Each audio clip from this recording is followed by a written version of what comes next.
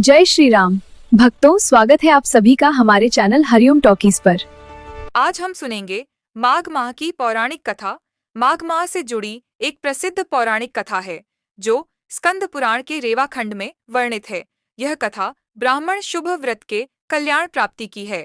माघ स्नान की कथा में उल्लेख में आया है कि प्राचीन काल में नर्मदा तट पर शुभ व्रत नामक ब्राह्मण निवास करते थे। वे सभी वेद शास्त्रों के अच्छे ज्ञाता थे, किंतु उनका स्वभाव धन संग्रह करने का अधिक था। उन्होंने धन तो बहुत एकत्रित किया। वृद्धावस्था के दौरान उन्हें अनेक रोगों ने घेर लिया। तब उन्हें ज्ञान हुआ कि मैंने पूरा जीवन धन कमाने में लगा दिया, अब परलोक सुधारना चाहिए। वह परलोक सुधारने के लिए चिंतातुर हो गए। अचानक उन्हें एक श्लोक याद आया जिसमें माघ मास के स्नान की विशेषता बताई गई थी। उन्होंने माघ स्नान का संकल्प लिया और माघे निमग्ना सलिले सुशीते विमुक्त पापास्त्र दिवम प्रयांति। इसी श्लोक के आधार पर नर्मदा में स्नान करने लगे। 9 दिनों तक प्रातः नर्मदा में जल स्नान किया और 10वें दिन स्नान के बाद उन्होंने अपना शरीर त्याग दिया। शुभ व्रत ने जीवन भर कोई अच्छा कार्य नहीं किया था, लेकिन माघ मास में स्नान करके पश्चाताप करने से उनका मन निर्मल हो गया। माघ मास के स्नान करने से उन्हें स्वर्ग की प्राप्ति हुई। इस तरह जीवन के अंतिम क्षणों में उनका कल्याण हो गया और उनका परलोक सुधार गया। माघ स्नान, दान और भक्ति से जुड़ी यह विशेष समयावधि आत्मिक शांति और समृद्धि लाती है। माघ माह का महत्व। माघ माह का खास महत्व धार्मिक कृत्यों और उपवासों के लिए है। इस माह में विशेष रूप से गंगा स्नान, दान और तपस्या की जाती है।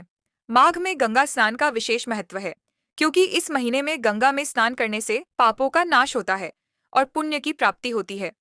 इसी के साथ माघ पूर्णिमा, माघ स्नान और माघ एकादशी जैसे व्रत और त्योहार इस माह में आते हैं। माघ माह के दौरान साधक अपनी आध्यात्मिक उन्नति के लिए विशेष साधना करते हैं।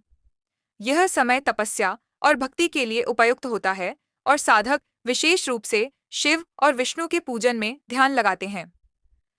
विशेष रूप से माघ की पूर्णिमा पर गंगा स्नान, दान और पूजा अर्चना करने का महत्व है। माघ शुक्ल पक्ष में संक्रांति का पर्व भी आता है जो सूर्य उत्तरायण होने का संकेत है। इस दिन तिल और गुड़ का दान करने की परंपरा है। इसे माघ संक्रांति कहा जाता है। माघ माह में किए गए व्रत, दान और स्नान का महत्व अत्यधिक माना जाता है।